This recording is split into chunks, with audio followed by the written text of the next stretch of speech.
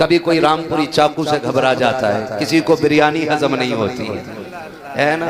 तो ये बात है, क्या बात है।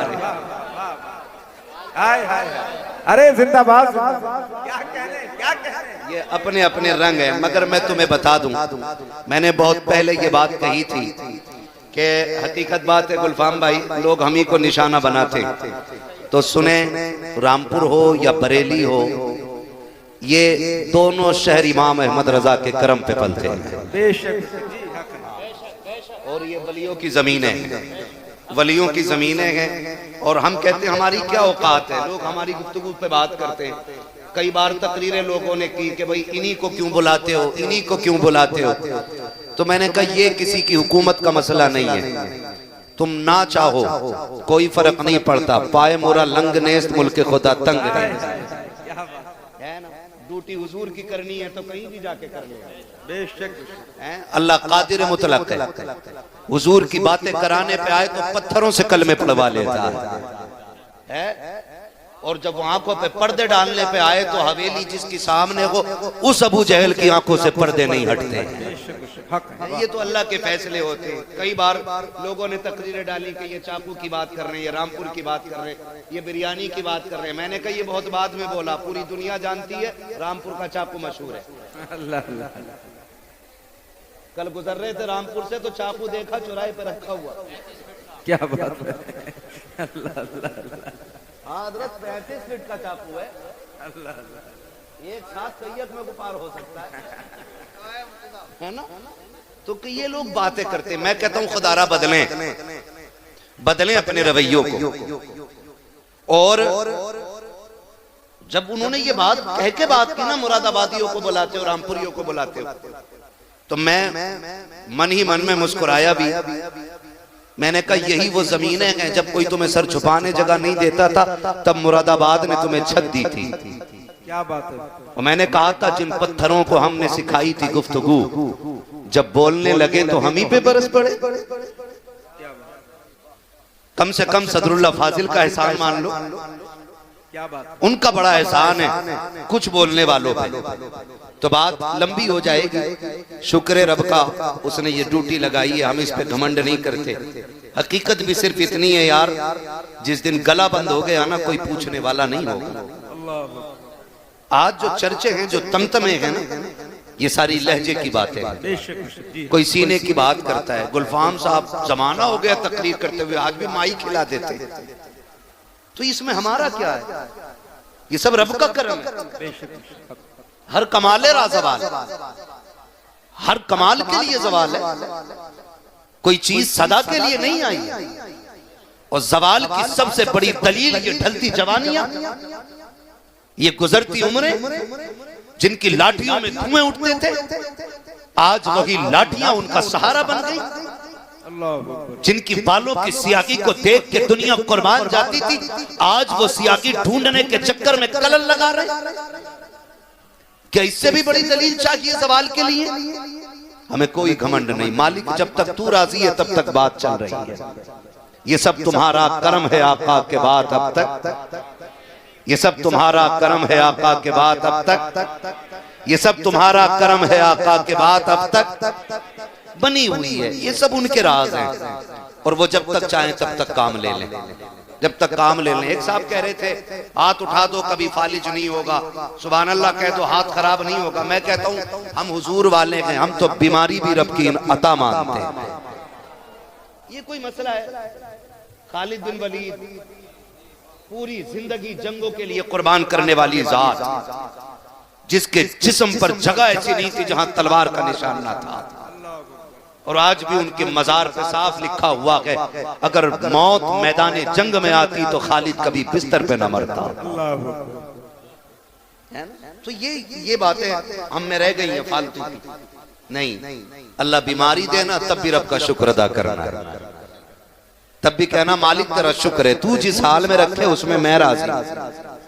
ये असल जिंदगी होनी चाहिए। तो कोई घमंड वाला मसला नहीं। आज सांसें हैं, कल नहीं होंगी, दौर बदलते रहते हैं।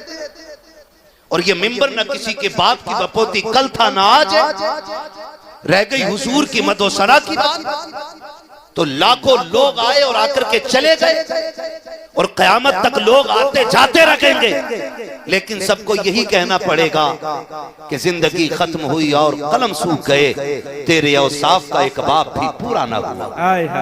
कौन है जो पूरी बात कर जाए उनकी?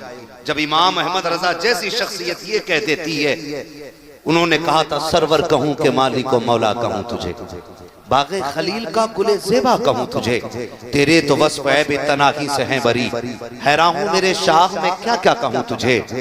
और उन्होंने बात कही थी, कह लेगी सब कुछ उनके सना खां की खामोशी, चुप हो रहा है कह के मैं क्या क्या कहूं तुझे, लेकिन रजा ने खत में सुखन इस पे कर दिया, खालिक का बंदा खल्क का आका कहूं तुझे। अल्लाह उरूज दे तो संभालने की कोशिश करना, जवाल दे तो संभलने की कोशिश करना। क्या बात है, वाह वाह। उरूज दे तो संभालने की कोशिश करना, जवाल दे तो संभलने की कोशिश करना। न उरूज दायमी है न जवाल दायमी है। क्या बात। दिन हैं उतरते चढ़ते रहते हैं, मुश्किलें आती जाती रहती हैं। मर्द वो नहीं है जो सामने वाले के सीने पे सवार हो जाए, मर्द वो है जो दुश्मन की गाली सुन के भी मुस्कुरा के गुजर जाए। ये सबसे ज्यादा जरूरी बात मैं कर रहा हूं, सबसे ज्यादा जरूरी बात। कई बार हम गलती कर जाते, कुछ फित्तीन लोगों के भड़काऊ भाषण सुन के या उनके एक्शन देख के हमारी कुछ नौजवान शख्सियतें रोड पे उतर आती हैं और कानून के खिलाफ कदम बढ़ा देते हैं, जिसकी वजह से हम मुश्किलों में फंस जाते हैं। नहीं, कभी ऐसा नहीं करना है। हमारे पास हुजूर की मक्की जिंदगी भी है और हुजूर की मदनी जिंदगी भी है। बेशक हमें हुजूर की जिंदगी से सबक सीखना है। मुश्किल दौर आ जाए, मक्की जिंदगी आप देखिए, और दौर हद से ज्यादा बढ़ जाए तो फिर 313 का मैदान में उतरना देखिए। ये दोनों चीजें हमें जिंदगी में अपनी शामिल करनी है। कई बार ना बह जाते हैं जज्बात में, हम ये कर देंगे, हम वो कर देंगे। मैं कहता हूँ हुजूर ने सुलह हुदैबिया की जो मिसाल कायम की, खुदा की कसम आज तक मिसाल नहीं मिलती है। हजरत उमर को गुस्सा आ गया उस दिन और बड़ा सख्त जुमला कह बैठे, कहा कि आप अल्लाह के रसूल नहीं है जो इतना दब के फैसला कर रहे हैं। मेरे हुजूर ने फरमाया उमर सब कर वक्त आएगा, एक दिन हम ही मक्के में फाते बन के लौटेंगे। सुभान अल्लाह, सुभान अल्लाह। कभी ये जिंदगी भी हुजूर के सामने रहनी चाहिए। हम जब बहुत जल्दी बह जाते हैं ना, और जो काम कल करना होता है वो आज कर जाते हैं, और जो आज करना था वो कल करना पड़ता है, इसके नुकसानात उठाने पड़ते हैं। बहुत गौर से मैंने जो बात कही, बात लंबी होगी, इधर उधर चला तो मैंने कहा अल्लाह सवाल दे तो संभलना है, उरूज दे तो संभालना है। ये दुनिया बड़ी बेवफा है। वो कहा था किसी ने, जिनके आंगन में अमीरी का शजर लगता है, उनका हर ऐब जमाने को हुनर लगता है।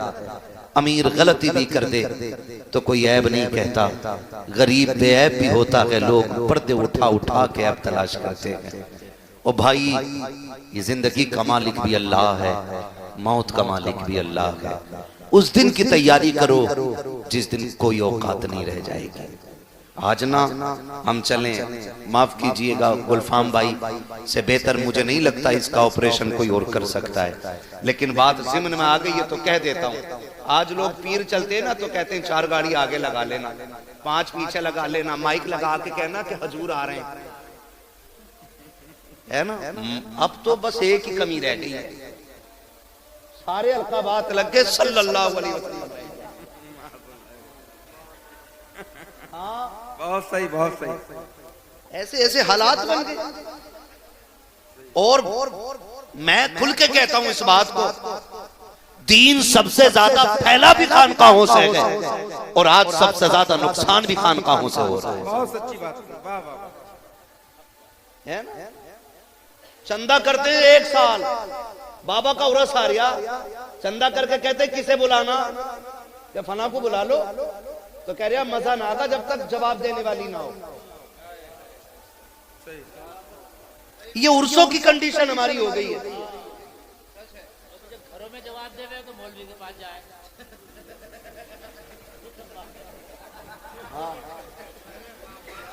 दो तकरीरें साथ साथ सुन लो। क्या बात है, क्या बात है, वाह वाह वाह, बहुत अच्छा, ये कंडीशन कह रहा, जवाब देने वाली भी होनी चाहिए। बहुत अच्छा। हमें किसे बुलाओ कि जवाब उसके कर रहे होते हैं। मेरे लाल ना जवाब इसके कर रहे हैं ना इसके कर रहे हैं, सबसे मुश्किल जवाब तो मुनकर नकीर को देने पड़ जाए। क्या बात है, जितना बड़ा छिनरा उतने बड़े कव्वाल। क्या बात है। और वो जो कह रहा ना मैं तो नाचूंगी गूलर तले, तो वो बाद में नाचेगी, पहले नाच रहा।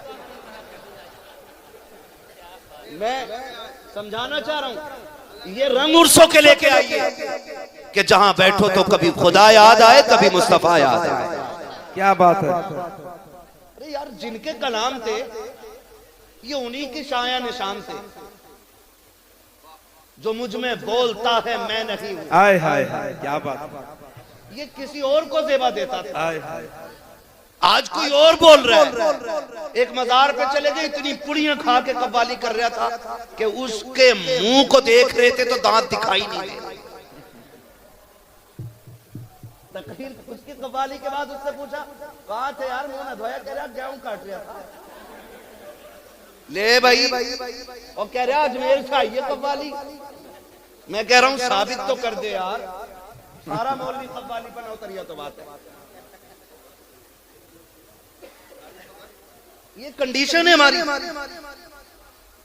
कि मुकाबला होगा, जवाब वाला चाहिए। मैं जानता हूं कोई जाकर के पुणे कमा रहा है, कोई मुंबई कमाता, कोई दुबई जा रहा है, कोई कोयत में हो। तुम्हारी कमाई की तुम्हें कदर नहीं है। मेरे महबूब ने क्या नहीं कहा था, अगर 1 रुपया हलाल कमाई का कब्र के अंदर गिर जाए, तख्ते लगा दिए गए हो, किसी बड़े से बड़े करीबी के लिए मुंह देखने के लिए तख्ता नहीं हटाया जाएगा। सके बेटे ने चेहरा नहीं देखा है, तख्ता नहीं हटा सकते हो। बेटी ने नहीं देखा है, तख्ता नहीं हटा सकते हो। अगर हलाल कमाई का 1 रुपया कब्र के अंदर गिर गया है तो हुक्म यह देती है शरीयत कि तख्ता हटाया जाएगा, हलाल कमाई का रुपया निकाला जाएगा। तुम्हारे 1 रुपए की कीमत ये है, उसकी कदर ये है। नचनिए बुलाए गए मिंबर पे, बैठ करके सामने अय्याश तबीयत लोग टेबल लगा के बैठ जाते हैं, 10-10 की गड्डियां उड़ा के कहते हैं आज प्रधान के बेटे ने कमाल कर दिया, आज सेठ की दौलत दिखाई दी गई है। मैं हाथ छोड़ के तुमसे कहता हूं, जिस कौम के अंदर IAS के लिए भीख मांगनी पड़ती हो, IPS के लिए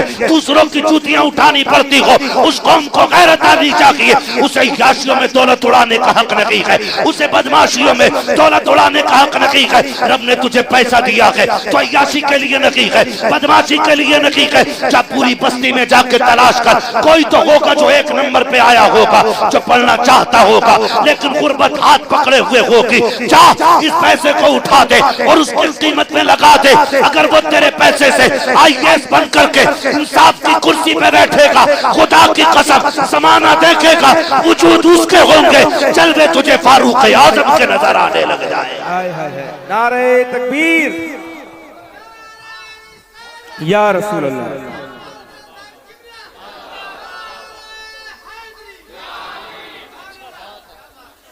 डॉक्टर साहब हमारे बता रहे थे, मुफ्ती साहब ने दोनों दिन आधी रोटी में निकाल दिए थे।